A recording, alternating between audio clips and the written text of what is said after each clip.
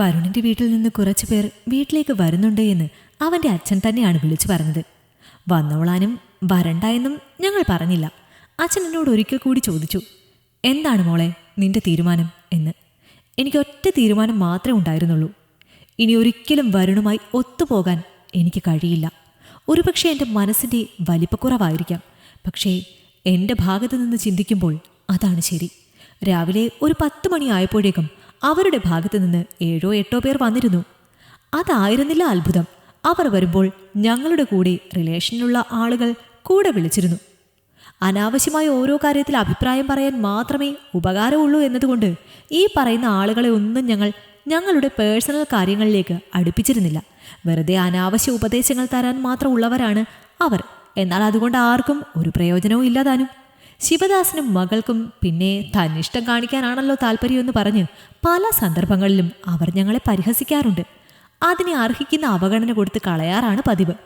എല്ലാം തികഞ്ഞവരാണ് എന്ന മട്ടിൽ പറയുന്ന അവരുടെ വാക്കുകൾ ഞങ്ങൾ ശ്രദ്ധിക്കാറ് പോലുമില്ല. അതുകൊണ്ട് തന്നെ അവർക്ക് എന്നോടും അച്ഛനോടും അമ്മയോടും ചെറിയ രീതിയിൽ അല്ലാത്ത വിദ്വേഷവും ഉണ്ട്. അത് ഞങ്ങൾ കാര്യമാക്കാറില്ല. എന്നാലിപ്പോൾ അനാവശ്യമായി അവരെയെല്ലാം ഉൾപ്പെടുത്തിയത് എന്തിനാണെന്ന് ഞങ്ങൾക്ക് മനസ്സിലായില്ല. എന്നാൽ അധികം വൈകാതെ തന്നെ വന്നവർക്ക് സപ്പോർട്ട് ചെയ്തുകൊണ്ട് അവർ സംസാരിക്കുന്നത് കേട്ടപ്പോൾ തന്നെ മനസ്സിലായി വരുണിൻ്റെ വീട്ടുകാർ എന്തിനാണ് അവരെയും കൂട്ടിക്കൊണ്ട് വന്നിരിക്കുന്നത് എന്ന്. അവരുടെ മുന്നിൽ പാവം കളിച്ചൊരു സഹതാപതരംഗം സൃഷ്ടിച്ച് വച്ചിരിക്കുകയാണ്. ഞങ്ങൾക്കതിൻ്റെ ആവശ്യമില്ലായിരുന്നു. ഞങ്ങളുടെ ഭാഗം ശരിയാണ് എന്ന പൂർണ്ണ വിശ്വാസവും ഉണ്ടായിരുന്നു. എന്താണ് നിമിഷ ഇങ്ങനെ? ഒന്നുമില്ലെങ്കിലും നീ ഇപ്പോഴത്തെ തലമുറയിൽപ്പെട്ട കുട്ടിയല്ലേ? ഇത്രയും പഴഞ്ചൻ ചിന്താഗതിയും വെച്ചുകൊണ്ട് നടക്കുന്നത് നല്ലതാണോ? എൻ്റെ അമ്മയുടെ മൂത്ത ജ്യേഷ്ഠൻ എന്നോട് ചോദിച്ച ചോദ്യമാണ്. അത് കേട്ടപ്പോൾ ഞാൻ അച്ഛനെ ഒന്ന് നോക്കി. അച്ഛൻ ഇപ്പോൾ ഒന്നും മിണ്ടണ്ട എന്ന് കണ്ണുകൊണ്ട് കാണിച്ചു. അല്ല, നീ തന്നെ പറ. വരുണിന് സ്വന്തം കൂട്ടുകാരെ വീട്ടിലേക്ക് വിളിക്കാൻ വയ്യ, അവരുടെ കൂടെ എങ്ങോട്ടെങ്കിലും പോകാൻ വയ്യ എന്നൊക്കെ പറഞ്ഞാൽ അതെവിടുത്തെ ന്യായമാണ്? ടൗണിലൊക്കെ പഠിച്ച നീ ഇതുപോലെ പെരുമാറുമെന്ന് കേട്ടിട്ട് തന്നെ ഞങ്ങൾക്ക് വല്ലാതെ തോന്നുന്നു. വലിയ മാവൻ ഘോരഘോരം പ്രസംഗിക്കുന്നുണ്ട്. അത് കേട്ട് ചിരിയാണ് വന്നത്. വരുണിൻ്റെ വീട്ടുകാർ അവർക്ക് വേണ്ടി വക്കാലത്ത് പറയാൻ വേണ്ടി കൊണ്ടുവന്നിരിക്കുകയാണ് ഈ പറയുന്ന അമ്മാവനെ. പണ്ട് അച്ഛന് നെഞ്ചുവേദന വന്നപ്പോൾ ഹോസ്പിറ്റലിൽ അഡ്മിറ്റ് ചെയ്തിരുന്നു. അന്നേരം അമ്മയുടെ പേരിൽ കിടക്കുന്ന വസ്തു ചുളുവിൽ എഴുതി വാങ്ങാൻ വേണ്ടി ആ സ്ഥലം എനിക്ക് തന്നാൽ ചികിത്സിക്കാനുള്ള പണം നൽകാം എന്ന് പറഞ്ഞ വിദ്വാനാണ്. ഏത് കണ്ണുപൊട്ടനും ലക്ഷങ്ങൾ വില നൽകുന്ന സ്ഥലം അങ്ങേര് 1-2 ലക്ഷത്തിന് കൈക്കലാക്കാൻ നോക്കിയതായിരുന്നു. അങ്ങനെ ഞങ്ങളുടെ നന്മ മാത്രം ആഗ്രഹിക്കുന്ന അമ്മാവനാണ് ഇപ്പോൾ വന്നിരിക്കുന്നത്. വരുണിൻ്റെ വീട്ടുകാർ പറഞ്ഞ എന്തോ ഒരു കാര്യവും വിശ്വസിച്ച് എന്നെ ഉപദേശിക്കാൻ വന്നിരിക്കുന്നവരോട് സഹതാപം മാത്രമേ തോന്നിയുള്ളൂ. ഇനിയും മിണ്ടാതെ നിൽക്കുന്നതിൽ അർത്ഥമില്ല എന്ന് എനിക്ക് തോന്നി. അച്ഛനെ നോക്കിയപ്പോൾ അച്ഛൻ ഒരു ചിരിയോടെ എന്ത് വേണമെങ്കിലും പറഞ്ഞോളാൻ പറഞ്ഞു. എന്നും എനിക്ക് സപ്പോർട്ട് ചെയ്യുന്ന അച്ഛനും അമ്മയും ആയിരുന്നു എൻ്റെ ഭാഗ്യം. വല്യമ്മ, ഞാൻ എന്തൊക്കെ ക്ഷമിക്കണം എന്നാണ് നിങ്ങൾ ഈ പറഞ്ഞു വരുന്നത്? നിങ്ങൾ പറയുന്ന സൽസ്വഭാവിയായ വരുൺ എന്നെ ഇവിടെ നിന്ന് ബാംഗ്ലൂരിലേക്ക് കൂട്ടിക്കൊണ്ടു പോയതിനു ശേഷം അവിടെ എന്താണ് സംഭവിച്ചത് എന്ന് നിങ്ങൾക്ക് കൃത്യമായി അറിയാമോ? അവിടെ വെച്ച് ഞാൻ എന്തൊക്കെ അനുഭവിച്ചു എന്ന് നിങ്ങൾക്കറിയാമോ? ഇല്ലല്ലോ.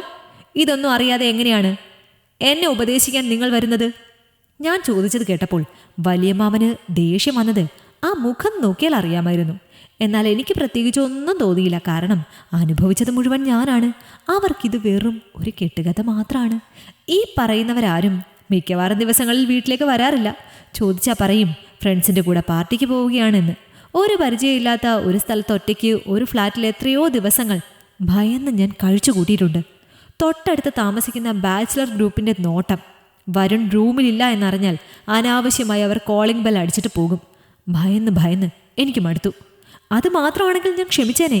അവൻ്റെ ബെസ്റ്റ് എന്ന് പറഞ്ഞ ഒരുത്തിയുണ്ട്.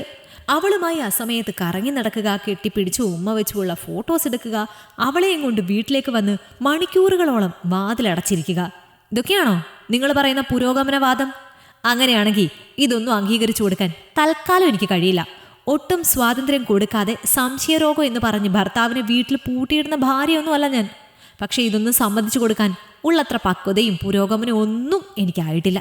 അമ്മാവന് ഞാൻ ചെയ്തത് ഒരു തെറ്റായി തോന്നുന്നുണ്ടെങ്കിൽ സ്വന്തം മകൾ ഭർത്താവിനോട് തെറ്റി വീട്ടിൽ വന്ന് നിൽക്കുന്നുണ്ടല്ലോ. ഡിവോഴ്സ് വാങ്ങി അവളെ പിടിച്ച് വരുണിനങ്ങ് കെട്ടിച്ചു കൊടുക്ക്. അപ്പോൾ പിന്നെ 2 കൂട്ടർക്ക് സൗകര്യമായി.